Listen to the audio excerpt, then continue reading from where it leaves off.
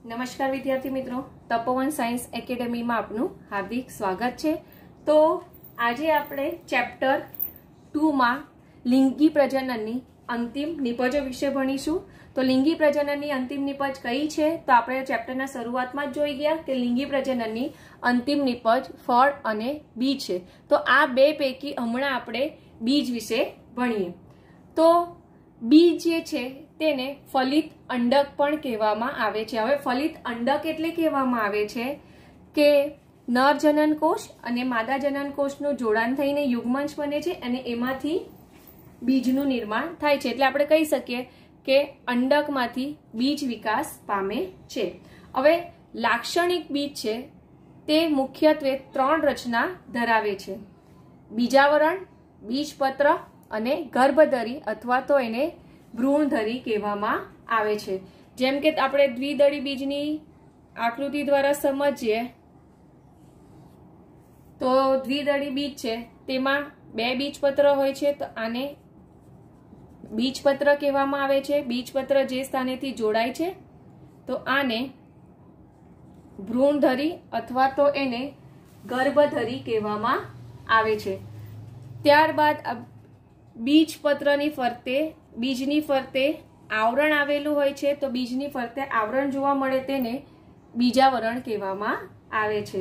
પાછું કહી જાઉં છું કે બીજની ફરતે એક રક્ષણાત્મક આવરણ આવેલું હોય છે તો એને બીજાવરણ કહેવામાં આવે છે। હવે બીજાવરણ એક પણ હોઈ શકે કે તો 2 પણ હોઈ શકે।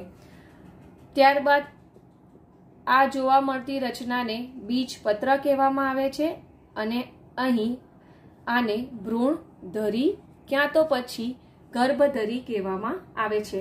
હવે જે સિમ્બીકુળની વનસ્પતિ છે, સિમ્બીકુળની વનસ્પતિ એના બીજપત્ર અનામત ખોરાકનો સંગ્રહ કરે છે। કઈ વનસ્પતિ? સિમ્બીકુળની વનસ્પતિના જે બીજપત્ર હોય તે ખોરાકનો સંગ્રહ કરે છે। ખોરાકનો સંગ્રહ કરે જેથી કરીને બીજપત્ર જાડું અને ફૂલેલું હોય છે। જેમ કે આપણે એક્ઝામ્પલ લઈએ તો વાલ, કે જેમાં બીજપત્ર જાડું અને ફૂલેલું છે। ત્યારબાદ પુખ્ત બીજ છે તેમાં ખોરાકનો સંગ્રહ એટલે કે ભ્રૂણપોષ જોવા મળે કે ન મળે તેના આધારે એના 2 પ્રકાર જોવા મળે છે: અભ્રૂણપોષી અને ભ્રૂણપોષી। અભ્રૂણપોષી પહેલા જોઈએ તો અભ્રૂણપોષીને નોન એન્ડોસ્પર્મિક કહેવામાં આવે છે। હવે અભ્રૂણપોષી નામ વાંચતાની સાથે ખ્યાલ આવે કે ભ્રૂણપોષ ધરાવે નહીં, તેને અભ્રૂણપોષી કહેવામાં આવે છે।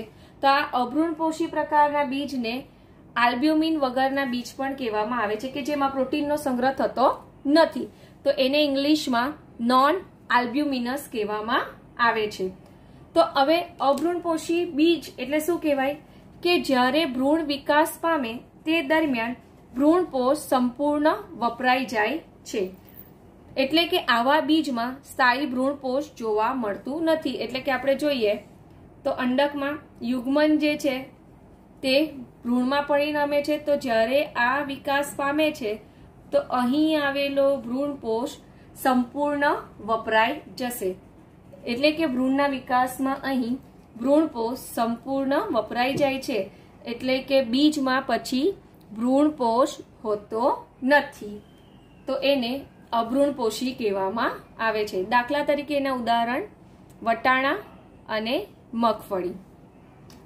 ત્યારબાદ જોઈએ કે ભ્રૂણપોષી બીજ। ભ્રૂણપોષી બીજને ઇંગ્લિશમાં એન્ડોસ્પર્મિક કહેવામાં આવે છે કે જેમાં ખોરાકનો સંગ્રહ થાય છે, તો એને આલ્બ્યુમિન યુક્ત બીજ પણ કહેવામાં આવે છે। હવે આલ્બ્યુમિન યુક્ત છે તેને ઇંગ્લિશમાં આલ્બ્યુમિનસ પણ કહેવામાં આવે છે। તો આમાં શું થશે કે જ્યારે ભ્રૂણનો વિકાસ થતો હોય તો એ દરમિયાન ભ્રૂણપોષ સંપૂર્ણ વપરાઈ જતો નથી, તો અહીં શું થાય કે આ યુગ્મજમાંથી ભ્રૂણનો વિકાસ થાય છે તો ભ્રૂણપોષ છે તે સંપૂર્ણ વપરાઈ જતો નથી, એનો થોડો ભાગ એમાં જોવા મળે છે। એટલે કે ભ્રૂણપોષ જે છે તે જાળવી રાખે છે। તો એવા પ્રકારના બીજને ભ્રૂણપોષી બીજ કહેવામાં આવે છે કે ભ્રૂણ વિકાસ થઈ ગયા બાદ પણ બીજમાં ભ્રૂણપોષ જોવા મળે છે. દાખલા તરીકે ઘઉં, મકાઈ, જવ અને દિવેલા કે જેને ભ્રૂણપોષી બીજ કહેવામાં આવે છે. ત્યારબાદ આપણે જોઈએ બીજી ટર્મિનોલોજી, બીજ દે શેષ. બીજ દે શેષ કે જેને ઇંગ્લિશમાં પેરિસ્પર્મ કહેવામાં આવે છે. યાદ રાખજો, બીજ દે શેષ કે જેને પેરિસ્પર્મ કહેવામાં આવે છે. તો આ બીજ દે શેષ કોને કહેવાશે કે અંડક છે, અંડકની અંદર આ ભ્રૂણપોટ આવેલું છે, આ અંડકાવરણ છે, એના સિવાયનો આ પ્રદેહનો ભાગ છે. બરાબર. તો કેટલાક બીજમાં શું થશે કે પ્રદેહનો ભાગ છે તે વપરાયા વગર ચીર લગ્ન રહે છે. એટલે કે બીજ નિર્માણ થાય તો પણ એમાં પ્રદેહનો ભાગ જોવા મળે છે. તો આવા સ્થાયી ચીર લગ્ન એટલે કે લાંબા સમય સુધી જોવા મળતા પ્રદેહને બીજ દે શેષ કહેવામાં આવે છે. જેમ કે કાળા મરી અને બીટ કે જેના બીજમાં પ્રદેહનો કેટલો ભાગ વપરાયા વગરનો ચીર લગ્ન રહે છે. ત્યારબાદ અંડકાવરણો સખત રક્ષણ આપનારા બીજાવરણમાં પરિણમે છે. એટલે કે આ અંડકની રચનામાં એની ફરતે આવેલું જે આ અંડકાવરણ એટલે કે અંડક આવરણ જે છે તે હવે બીજાવરણમાં ફેરવાઈ જશે. હવે અહીં અંડક છિદ્ર, આને શું કહેવાશે? અંડક છિદ્ર. તો અંડક છિદ્ર બીજમાં એક નાના છિદ્ર સ્વરૂપે બીજાવરણમાં રહે છે. એટલે કે જ્યારે અંડકમાંથી બીજ બની જાય છે તો અહીં આ અંડક છિદ્ર જોવા મળે છે કે જેને હવે કહેવાશે બીજ છિદ્ર. એટલે કે જ્યારે પણ બીજ બની જાય છે તો બીજાવરણમાં એક નાનું છિદ્ર જોવા મળે છે કે જેને બીજ છિદ્ર કહેવામાં આવે છે.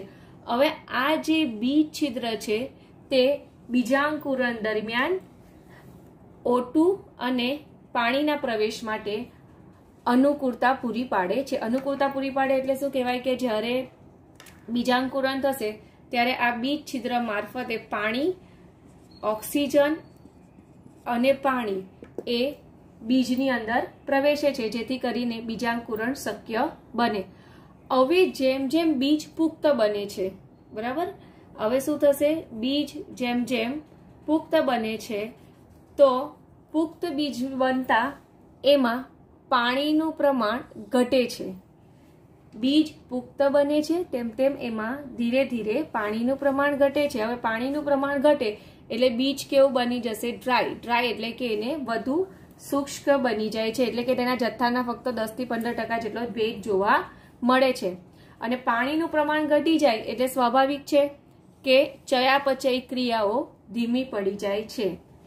પાણીનું પ્રમાણ ઘટે તો બીજ શુષ્ક બને, જેના પરિણામે ચયાપચય ક્રિયાઓ ધીમી પડે છે. તો એને સુષુપ્તતા કહેવામાં આવે છે, જેને ઇંગ્લિશમાં ડોર્મેન્સી કહેવામાં આવે છે.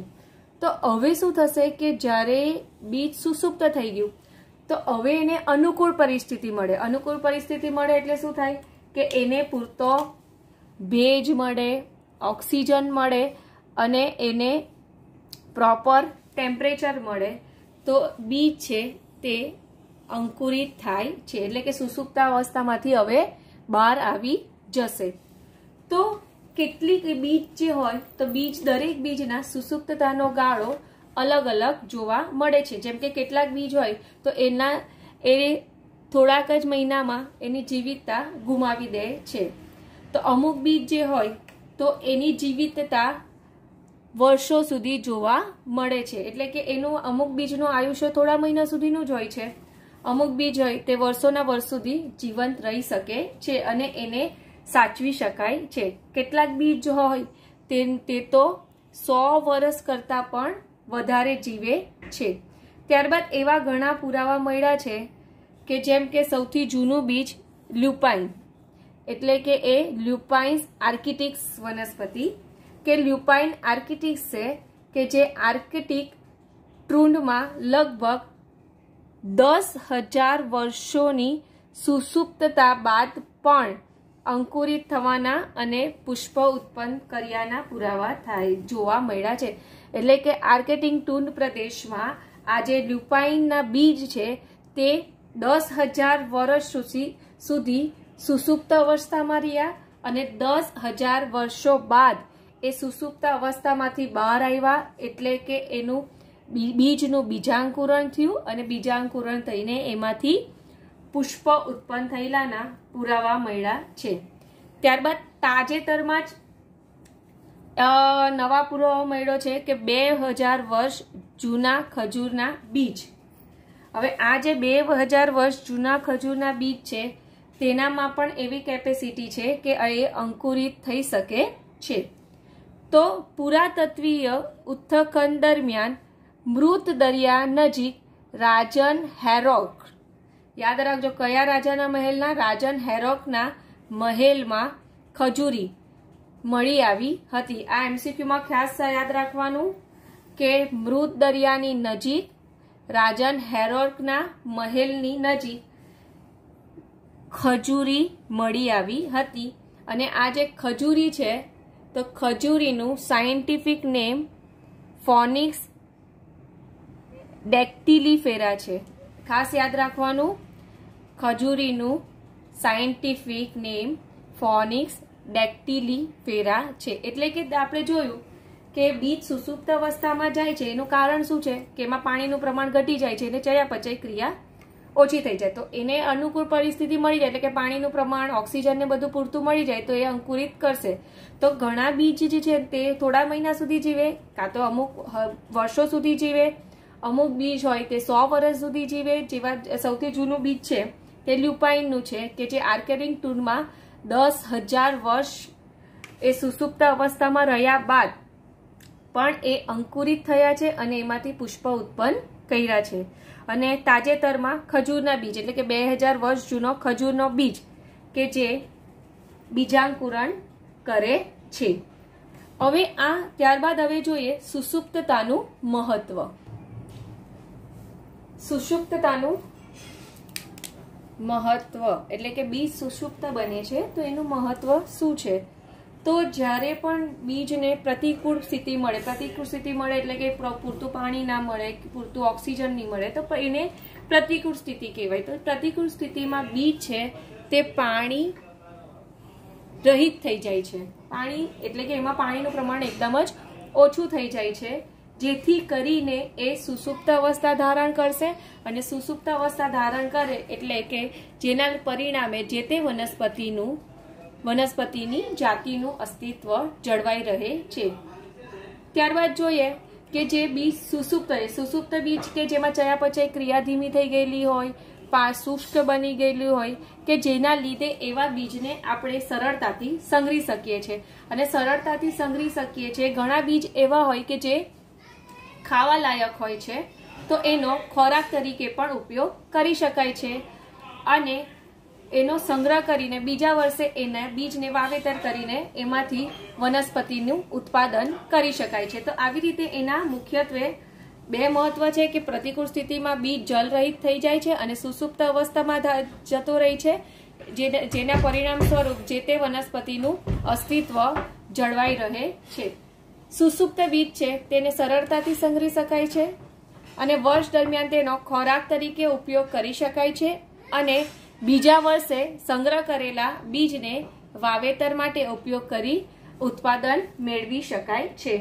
તો તમને એક્ઝામમાં એ રીતના ક્વેશ્ચન પૂછાઈ શકે, નોટ ડાઉન કરી લેજો કે સુસુપ્તતા એટલે શું, સુસુપ્તતા કેટલી હોઈ શકે તેની સ્પષ્ટતા કરો. તો તમારે સુસુપ્તતાની વ્યાખ્યા લખવાની, ત્યારબાદ સુસુપ્તતાનો ગાળો લખવાનો અને આ સુસુપ્તતાનું મહત્વ લખી દેવાનું.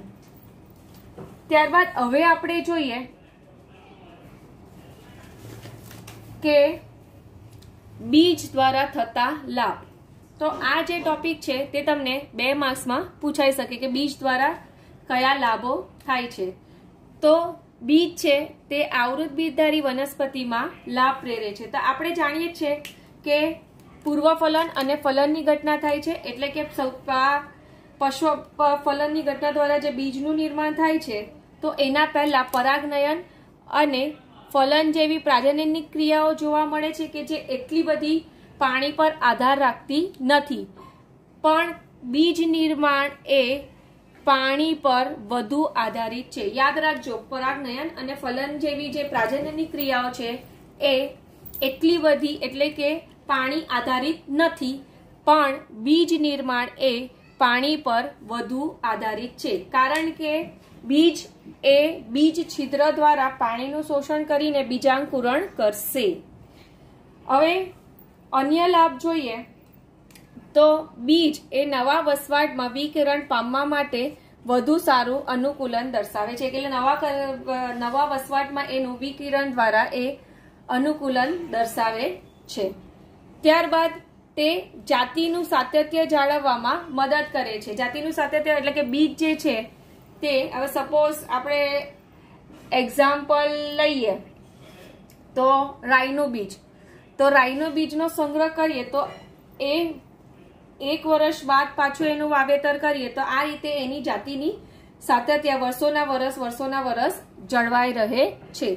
ત્યારબાદ બીજની ફરતે બીજાવરણ આવેલું હોય છે કે જે પુખ્ત ભ્રૂણનું રક્ષણ કરે છે. હવે આપણે સૌ જાણીએ છીએ કે બીજ એ લિંગી પ્રજનનની નીપજ છે. નીપજ અથવા તો એને પેદાશ પણ કહી શકો. તો એ નવા જનીનિક સંયોજનો સર્જી શકે છે અને નવા જનીનિક સંયોજનો સર્જીને ભિન્નતા તરફ દોરી જાય છે. હવે તમને એમ થાય કે જો નવા જનીનિક સંયોજનો કેવી રીતે પ્રેરે અને જેના પરિણામે ભિન્નતા તરફ દોરી જાય, તો લિંગી પ્રજનનમાં 2 સજીવનો ઇન્વોલ્વમેન્ટ હોય છે. તો અડધા જે જીન છે નર અને માદા, લિંગી પ્રજનનમાં નર અને માદા જનીનનો સમાવેશ થાય છે. તો શું થશે, અર્ધીકરણ દ્વારા અડધા જનીન નરમાંથી આવશે અને અડધા જનીન છે તે માદામાંથી આવશે અને બંને જનીનોનું શું થાય છે, જોડાણ થશે, એટલે કે ફલનની ક્રિયા દ્વારા જોડાણ થશે અને જેના પરિણામે નવા જનીનિક સંયોજનો બનવાની શક્યતા રહે છે અને નવા જનીનિક સંયોજનો બને કે જે ભિન્નતા તરફ દોરી જાય છે. ત્યારબાદ બીજ છે તે જરૂરિયાત મુજબ સંચિત ખોરાક ધરાવતું હોવાથી અંકુરિત ભ્રૂણ જ્યાં સુધી પ્રકાશ સંશ્લેષણ માટે સક્ષમ ન બને ત્યાં સુધી પોષણ પૂરું પાડે છે. એટલે કે શું થશે, આપણે જાણીએ છીએ કે ભ્રૂણપોષી બીજ હોય છે કે જે ખોરાકનો સંગ્રહ કરે છે. તો ભ્રૂણ છે તે વિકાસ પામે છે, એટલે કે જે પ્રરોહાગ્ર, ભ્રૂણમૂળ બધાનું નિર્માણ કરશે, તો ત્યાં સુધી એ ભ્રૂણમૂળ છે પ્રરોહાગ્રનું નિર્માણ કરશે ત્યાં સુધી એ પ્રકાશ સંશ્લેષણ કરી શકતું નથી. કેમ? કારણ કે આપણે જાણીએ છીએ કે પ્રકાશ સંશ્લેષણની ક્રિયામાં પર્ણ ભાગ ભજવે છે. તો હજુ તો ભ્રૂણ અંકુરિત થાય છે, તો બીજ અંકુરિત થાય છે તો એમાં પર્ણોનો વિકાસ તો કઈ તરત તો થઈ ન જાય. તો જ્યાં સુધી એ પ્રકાશ સંશ્લેષણ માટે કેપેબલ ન બને ત્યાં સુધી એમાં રહેલો સંચિત ખોરાક એ અંકુરિત ભ્રૂણને પોષણ આપવાનું કામ કરે છે. તો આટલા જે છે આટલા પોઈન્ટ્સ છે તે બીજ દ્વારા થતા લાભ છે. તો આમાં તમને એ રીતના બી ક્વેશ્ચન પૂછાઈ શકે કે આવૃત બીજધારી વનસ્પતિઓમાં બીજ લાભદાયી છે. એ રીતના પણ પૂછાઈ શકે તમને ક્વેશ્ચન કે આવૃત બીજધારીમાં એટલે કે આવૃત બીજધારી વનસ્પતિમાં બીજ લાભદાયી છે, સમજાવો. તો તમારે આ બધું લખી દેવાનું કે નવા વસવાટમાં વિકિરણ પામવા માટે તે અનુકૂલન દર્શાવે છે, એ જાતિનું સાતત્ય જાળવવામાં મદદ કરે છે. તો આ બધા પોઈન્ટ્સ એમાં લખી દેવાના. તો ત્યારબાદ હવે આપણે જોઈએ બીજી નીપજ, લિંગી પ્રજનનની બીજી નીપજ કઈ છે? તો લિંગી પ્રજનનની બીજી નીપજ ફળ છે. ફળ, તો બીજાશયનું ફળમાં રૂપાંતર થાય છે. એટલે કે તો આ જે બીજાશય છે તો આ બીજાશયનું ફળમાં રૂપાંતર થાય છે, અને જે બીજાશયની દિવાલ છે તો બીજાશયની દિવાલ એ ફળની દિવાલમાં પરિણમે છે, એટલે કે એને ફલાવરણ કહેવામાં આવે છે. ફલાવરણને ઇંગ્લિશમાં પેરિકાર્પ કહેવામાં આવે છે. ઇંગ્લિશમાં ધ્યાનમાં રાખવાનું કે ફલાવરણને ઇંગ્લિશમાં પેરિકાર્પ કહેવામાં આવે છે. તો આવૃત બીજધારી જે વનસ્પતિમાં છે તેમાં ફલનની ક્રિયા થાય છે. તો ફલનને લીધે ફક્ત ભ્રૂણપૂટ જ નહીં, એટલે કે અહીં અંડકની અંદર જે ભ્રૂણપૂટનું નિર્માણ થાય છે તો આ ભ્રૂણપૂટમાં જ ફક્ત ફેરફાર થતા નથી, એના સિવાય પુષ્પના અન્ય ભાગોમાં પણ ફેરફાર જોવા મળે છે. એટલે કે ફક્ત અહીં ભ્રૂણપૂટમાં જ ચેન્જીસ થતા નથી, એના સિવાયના અન્ય ભાગોમાં પણ ફેરફાર થાય છે. તો જ્યારે પણ બીજાશયમાંથી યાદ રાખજો કે જ્યારે પણ બીજાશયમાંથી ફળનો વિકાસ થાય છે તો ત્યારે પુષ્પના અન્ય ભાગો ખરી પડે છે. પુષ્પના અન્ય ભાગો એટલે કે દલપત્ર છે, વજ્રપત્ર છે, અને જો પુકેસર હોય, જોડાયેલું હોય તો એ પણ ખરી પડે છે. તો હવે આપણે જોઈએ ફળ સર્જનને આધારે ફળના પ્રકાર. તો ફળ સર્જનને આધારે ફળના 3 પ્રકાર જોવા મળે છે: સત્યફળ, કૂટફળ અને અફલિત ફળ. હવે સત્યફળ છે, સત્યફળને ઇંગ્લિશમાં ટુ ફ્રૂટ કહેવામાં આવે છે. એટલે કે એને સત્યફળ એટલે નામ આપવામાં આવેલું છે કે ફળનો જે વિકાસ છે તે બીજાશયમાંથી જ થાય છે. એટલે કે ફળનું નિર્માણ બીજાશયમાંથી થાય છે, પુષ્પના કોઈ પણ અન્ય ભાગોમાંથી થતું નથી. તો એવા પ્રકારના ફળને સત્યફળ કહેવામાં આવે છે. અને જ્યારે પણ બીજાશયમાંથી ફળનો વિકાસ થાય છે તો પુષ્પના અન્ય ભાગો ખરી પડે છે. હવે સત્યફળ જે છે તે માસલ પણ હોય છે અને શુષ્ક પણ જોવા મળે છે. માસલ એટલે કે જે ફળ હશે તે માવાદાર હોય છે, ખાવા લાયક હોય છે, એકદમ એમ રસાળ ટાઈપ હોય છે. તો જેમ કે કેરી, નારંગી અને જામફળ. ત્યારબાદ જોઈએ શુષ્ક ફળ, એટલે કે એ કેવા હશે, સૂકા હોય છે, જેમ કે મગફળી અને રાઈ. ત્યારબાદ બીજો પ્રકાર જોઈએ કૂટફળ. કૂટફળ એટલે કે એને ફોલ્સ ફ્રૂટ કહેવામાં આવે છે. ઇંગ્લિશમાં એને ફોલ્સ ફ્રૂટ કહેવામાં આવે છે. તો હવે ફોલ્સ ફ્રૂટ એટલે કહેવામાં આવે છે કે જે ફળનો વિકાસ થાય છે ને, તો ફળનો વિકાસ પુષ્પના અન્ય ભાગોમાંથી થાય છે. એટલે કે કૂટફળ જે છે તેમાં ફળનો વિકાસ અહીં આવી રીતે બીજાશયમાંથી થતો નથી. તો હવે બીજાશયમાંથી નથી થતો તો પુષ્પના અન્ય ભાગો જેમ કે પુષ્પાસન કે જે ફળ નિર્માણની ક્રિયામાં ભાગ લે છે. એટલે કે પુષ્પાસનમાંથી ફળનું નિર્માણ થાય છે. એટલે કે બીજાશય સિવાય પુષ્પના ભાગોમાંથી વિકાસ પામતા ફળને કૂટફળ કહેવામાં આવે છે. તો કયા ભાગો? પુષ્પાસન કે પુષ્પાક્ષમાંથી. આ પુષ્પાસન છે કે જેમાંથી ફળનું નિર્માણ થાય છે.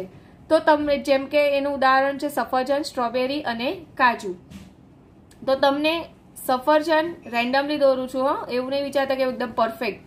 તો સફરજનમાં વચ્ચે અહીંયા તમને બીજ જોવા મળે છે, એની ફરતે આવું એક સર્કલ. આપણે જ્યારે સફરજનને ઊભો કટ કરીએ ને તો વચ્ચે આવી રીતે સર્કલ જેવું જોવા મળે છે કે જેને સત્યફળ કહેવામાં આવે છે. અને જે ભાગ આપણે ખાઈએ છીએ સફેદ કલરનો માવાવાળો ભાગ, તો એ શું છે?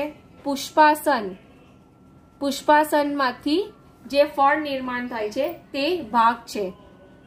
બરાબર? એટલે કે આ પુષ્પાસનનો જે ભાગ છે કે જે ફળનું નિર્માણ કરે છે. એવી રીતે આપણે સ્ટ્રોબેરી. તો આ સ્ટ્રોબેરી દોરીએ તો સ્ટ્રોબેરીમાં તમને જે આ ભાગ દેખાય તો આ પુષ્પાસનનો ભાગ છે કે જે ફળનું નિર્માણ કરે છે.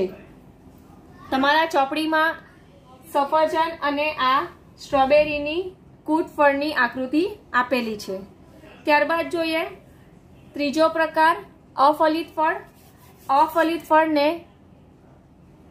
પાર્થેનોકોર્પિક ફળ કહેવામાં આવે છે. અફલિત ફળને ઇંગ્લિશમાં પાર્થેનોકોર્પિક ફળ કહેવામાં આવે છે.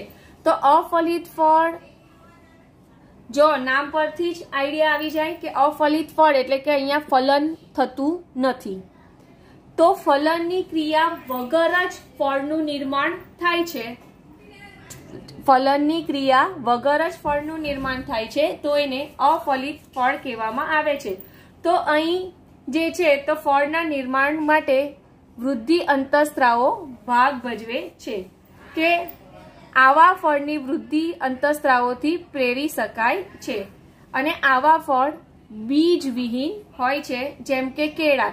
કેળાને આપણે જો વચ્ચેથી કટ કરીએ તો એમાં બીજ હોતું નથી. કેમ? કારણ કે ફલનની ક્રિયા જ નથી થતી. અને જો અહીંયા ફલનની ક્રિયા થતું જ નથી તો એમાંથી બીજ બને જ નહીં, કેમ કે નર જનનકોષ માદા જનનકોષ જોડાતા જ નથી. એટલે કે અહીં યાદ રાખજો, અફલિત ફળ એટલે કે ફલનની ક્રિયા થતી નથી. ફલનની ક્રિયા ન થાય તો અહીં બીજનું નિર્માણ થતું નથી. તો આવા ફળ જે છે તે વૃદ્ધિ અંતઃસ્ત્રાવોની મદદથી પ્રેરાય છે. આપણે લાસ્ટ યર વૃદ્ધિ અંતઃસ્ત્રાવો વિશે ભણી જ ગયેલા છે કે જે ફળના નિર્માણમાં ભાગ ભજવે છે. અને ખાસ યાદ રાખજો, અફલિત ફળથી જે ફળ નિર્માણ થાય છે તો એ બીજવિહીન હોય છે. ફળ, એકવાર રિપીટ કરું છું કે ફળ એ લિંગી પ્રજનનની અંતિમ નિપજ છે કે જે આવૃત બીજધારી વનસ્પતિમાં ફલનને પરિણામે બીજાશય છે તો બીજાશયમાંથી ફળનું નિર્માણ પ્રેરે છે. અને બીજાશયની જે દિવાલ છે તે બીજાશયની દિવાલ છે તે હવે ફલાવરણમાં પરિણમે છે.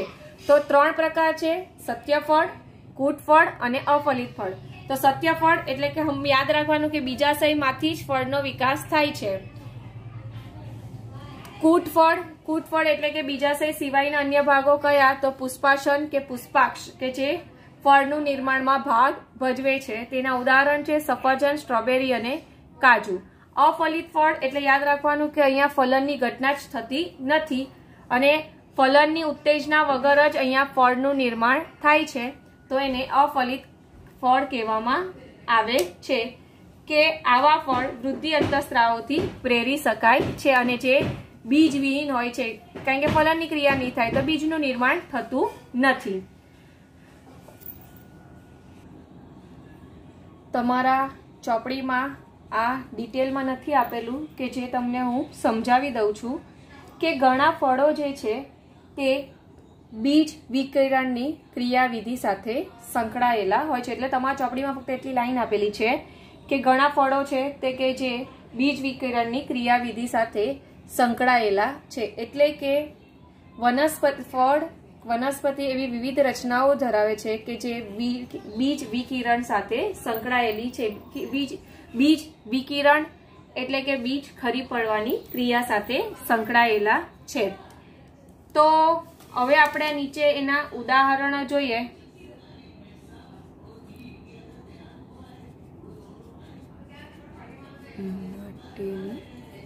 તો અહીંયા વનસ્પતિ છે અને અહીં વનસ્પતિમાં બીજ વિકિરણ માટેની જોવા મળતી અલગ અલગ રચનાઓ છે. જેમ કે વર્નોનિયા વનસ્પતિ કે જેમાં રોમમય વજ્ર આવેલું હોય છે બીજના વિકિરણ માટે. આંકડો કે જેમાં બીજના વિકિરણ માટે રોમ ગુચ્છ આવેલા જોવા મળે છે. ગાડરિયું કે જેમાં કઠણ રોમ જેવી રચના જોવા મળે છે. વિછુડો જેમાં હૂક જેવી રચના જોવા મળે છે. કપાસ એમાં રેસામય બહિરુદ ભેદ જોવા મળે છે. અને બંદૂકડી જેવી વનસ્પતિ કે જેમાં જેક્યુલેટર જેવી રચના જોવા મળે છે. તમને હવે એની આકૃતિઓ બતાવ તો આ જે છે તે વર્નોનિયા વનસ્પતિ છે કે જેમાં આ જો તમને સફેદ કલરના રોમમય વજ્ર જોવા મળે છે કે એ બીજ વિકિરણ માટેની રચના છે. ત્યારબાદ આપણે જોઈએ આંકડો. તો આંકડોમાં અહીંયા રોમમય ગુચ્છ જોવા મળે છે કે જે બીજ વિકિરણ સાથે સંકળાયેલી રચના છે. ત્યારબાદ આ જે છે આકૃતિ તે ગાડરિયુની છે કે જેમાં આવી રીતે કઠણ રોમ જોવા મળે છે. ત્યારબાદ વિછુડોમાં જો બીજ વિકિરણ માટે હૂક જેવી રચના જોવા મળે છે. આ હૂક જેવી રચના જોવા મળે છે. ત્યારબાદ કપાસમાં તમને સફેદ કલરના દેખાય આવી રીતે રેસામય બહિરુદ ભેદ જોવા મળે છે. ત્યારબાદ બંદૂકડીમાં આવી રીતે જેક્યુલેટર જેવી બીજ વિકિરણ માટેની રચના જોવા મળે છે. એકવાર પાછી આકૃતિ તમને બતાવી દઉં છું. આ રોમમય વજ્ર વર્નોનિયા વનસ્પતિમાં જોવા મળે છે. રોમ ગુચ્છ જે આંકડામાં જોવા મળે છે. કઠણ રોમ એ ગાડરિયુ વનસ્પતિમાં જોવા મળે છે. હૂક જેવી રચના કે જે વિછુડોમાં જોવા મળે છે. આ હૂક જેવી રચના. ત્યારબાદ કપાસ રેસામય બહિરુદ ભેદ અને જેક્યુલેટર જેને યાંત્રિક વિકિરણ પણ કહેવામાં આવે છે. આ જેક્યુલેટરની ડિટેલમાં આકૃતિ છે તો આને જેક્યુલેટર કહેવામાં આવે છે કે જે બીજ વિકિરણ માટેની એક વિશિષ્ટ રચના છે એવું કહી શકાય. ત્યારબાદ હવે કેટલાક એવા એક્ઝામ્પલ જોઈએ કે જેમાં એક જ ફળની અંદર ઘણા મોટી સંખ્યામાં બીજ આવેલા હોય છે. એટલે કે આ એક ફળ તો એ ફળની અંદર ઘણી બધી સંખ્યામાં બીજ આવેલા હોય છે. જેમ કે એક્ઝામ્પલ છે ઓર્કિડ. તો ઓર્કિડના ફળમાં હજારોની સંખ્યામાં નાના બીજ જોવા મળે છે. ત્યારબાદ પરોપજીવી વનસ્પતિઓ ઓરોબેન્કી અને સ્ટ્રાઇગા ના ફળોમાં મોટી સંખ્યામાં બીજ જોવા મળે છે. વડના વૃક્ષમાં એક પ્રકારનું ફળ થાય છે તો એના ફળમાં મોટી સંખ્યા એટલે આપણે એમ કહીએ ને કે બિલિયન્સમાં કે જેમાં બિલિયન્સમાં બીજ જોવા મળે છે. તો આ જે એક્ઝામ્પલ છે તે તમારે MCQ માટે ખાસ યાદ રાખવાના. ત્યારબાદ જો આજે જે ચલાવ્યું બીજ અને ફળ એ તમારે કમ્પલસરી આ વિડીયોમાંથી નોટ્સ લખવાની રહેશે કે જે તમને આ નોટ્સ એકદમ સરળ અને મુદ્દા વાઇઝ તમને લખી આપેલી છે. અને આકૃતિ જે છે તમારે એ ચોપડીમાંથી દોરવાની રહેશે. તમને આકૃતિ બતાવી દઉં. બીજની આકૃતિઓ જે છે તો તમારા ચોપડીમાં આ 4 બીજની આકૃતિ આપેલી છે. આ અભ્રૂણપોષી બીજ અને આ બંને ભ્રૂણપોષી બીજના એક્ઝામ્પલ છે. ત્યારબાદ ચોપડીમાં આકૃતિ આપેલી છે કૂટફળની કે આ જે વચ્ચે દેખાય તે સત્યફળ અને આ પુષ્પાસન, આ બાકીનો આ જે ભાગ છે તે પુષ્પાસન એ ફળનું નિર્માણ કરે છે. આ તમારો આ ઊભો છેદ છે અને આ આડું કાપેલું છે સફરજનનું. ત્યારબાદ આ સ્ટ્રોબેરી છે કે જેમાં આ વચ્ચેનો જે ભાગ દેખાય તે પુષ્પાસન ફળનું નિર્માણ કરે છે અને આ એની જે બહારની સાઈડ કે ચર્મફળ એટલે કે કૂટફળ કહેવામાં આવે છે. તો અહીં આપણા અંતિમ નિપજનો ટોપિક પૂર્ણ થાય છે. આ ટોપિક જે છે બંને ટોપિક આજે ચલાવેલા એ તમારે કમ્પલસરી વિડીયોમાંથી જોઈને નોટ્સ લખવાની રહેશે. અહીં તમારે આ વસ્તુ નોટ ડાઉન કરી લેવાનું કે વડના વૃક્ષનું સાયન્ટિફિક નેમ કે ફિકસ બેંગાલેન્સિસ. આનું સાયન્ટિફિક નેમ છે ફિકસ બેંગાલેન્સિસ. તો આ જે એક્ઝામ્પલ છે તે મોટી સંખ્યામાં બીજ ઉત્પન્ન કરતી વનસ્પતિઓના છે કે વડના ટેટા કે જે અસંખ્ય સૂક્ષ્મ બીજનું નિર્માણ કે જેમાં વડના ટેટા કે જેના ફળમાં અસંખ્ય સૂક્ષ્મ બીજ જોવા મળે છે. તો અહીં આપણો ટોપિક અહીંયા પૂર્ણ થાય છે.